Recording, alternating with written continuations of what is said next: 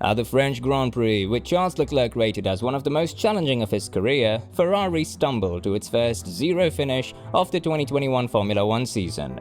Ferrari's weekend at the French Grand Prix turned out to be a complete disaster as both cars struggled and failed to score any points.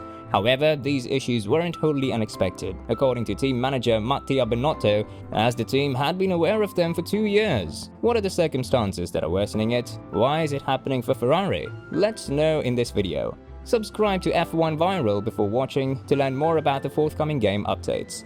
Ferrari has acknowledged that, given that they initially had become aware of the concerns 2 years ago, they should have fixed the issues before the French Grand Prix. The Italian team's weekend at Paul Ricard was a complete failure. Carlos Sainz and Charles Leclerc both struggled with pace and lost ground during the race, finishing 11th and 16th respectively. The team was prepared for challenges at the circuit, according to team manager Mattia Binotto, after realizing there were issues during the 2019 race weekend, despite Leclerc earning a podium finish. Binotto told journalists, "We anticipated this circuit would be challenging, hot conditions, high-speed bends where you're putting a lot of energy into the tires. But in the end, the issue started 2 years ago. We should have handled it, but because that hasn't happened yet, looking ahead is crucial to using lessons learned and sorting things out." During the Grand Prix, tire deterioration was a problem for several drivers, but Ferrari seemed to have particular trouble with it. According to Binotto, this was one of the key causes of the lack of speed, and the low performance was not an accurate reflection of the car's actual capabilities. The Italian stated, "I think that our performance was really struggling with the tires because we've not been able to get the tires operating as we should have done. I don't think it's representative of the actual performance of the automobile or the pace of the car. Then it's something we need to understand and fix, not in the near future, but in the medium and long term," he said.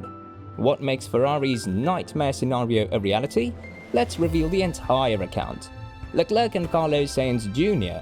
were unable to maintain their life for as long as their competitors, and as a result, their lap times dropped and they had to make more pit stops, dropping them out of the top 10.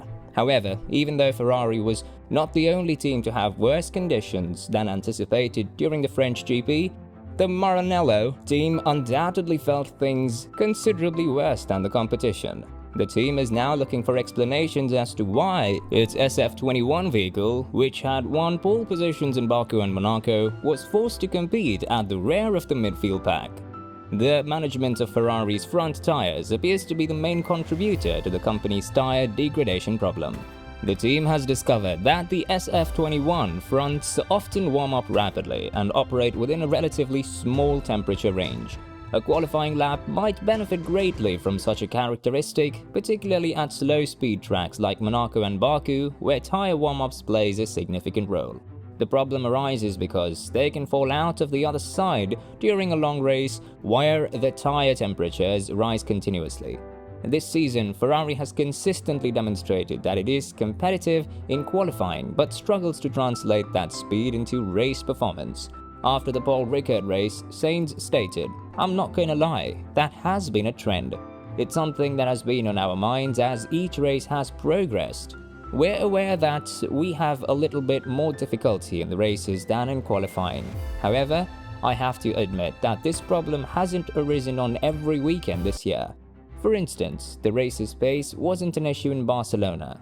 It is also evident that our front tires have a relatively small working range, which causes us to struggle with front wear and graining far more than our rivals do. Therefore, the focus now is on trying to comprehend why we have such a small window and why we suffer more with this front tire than our rivals. The entire crew will undoubtedly return to the plant tonight, and starting the next day, we will work incredibly hard to try and address it, since it is both visible and obvious. You don't have to be a genius to realize that we're having difficulties." Which are the factors that made French GP hard for Ferrari? Here's an explanation. It took a combination of variables to make the circumstances of the French GP so difficult for Ferrari.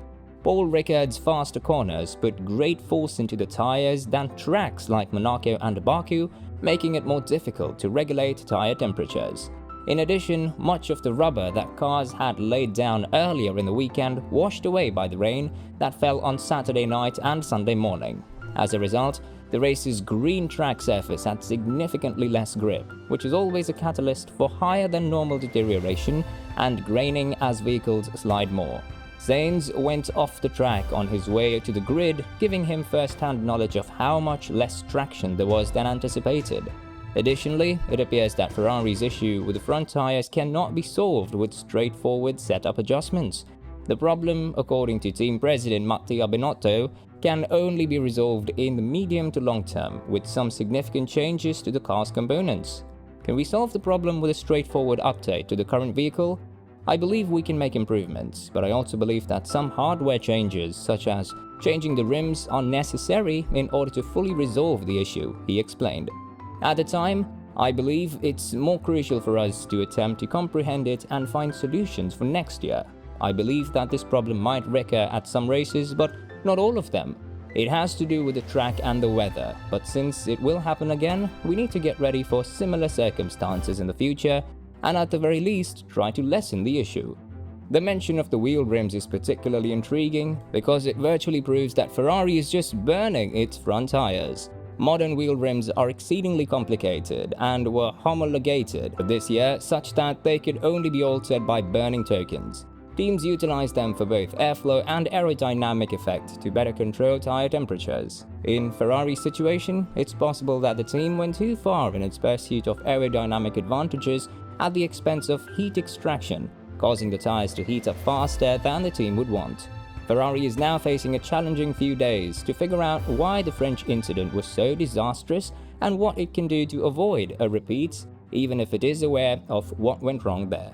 Binotto declared, "We must go back, review the information, brainstorm and do some simulations. That will likely be a requirement for our homework.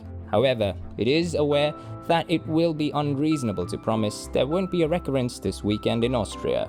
During the French Grand Prix weekend, the FIA will put additional measures in place to combat porpoising, and those who bounce too frequently or too violently run the possibility of being disqualified from the race. In 2023, what will happen? If it were totally up to the FIA, additional measures would be introduced before 2023 to end the bouncing in Formula 1. Although several changes would be needed to be made to the cars in compliance with the technical regulations, the sport's governing body intends to accomplish this by making them less sensitive to the phenomenon. Little more than halfway through the 2023 season, change will not be simple to implement. The FIA has more latitude to act under the pretense of safety. The FIA wants teams to employ computational fluid dynamics (CFD) throughout the next races to evaluate various potential changes that could be made to cars, while Red Bull CEO Christian Horner has appealed with them not to mess with the 2023 rules. Some teams have already proposed potential revisions to the FIA. The guidelines ought to be clear-cut, according to Horner. Encyclopedias that are considerably too complicated are the result of this. The rule's intended purpose does not exist. It's binary. There are only two options. Are you excited to see what will happen? Subscribe to F1 Viral, for we'll be coming up with daily news of Formula 1. Keep yourself updated with us.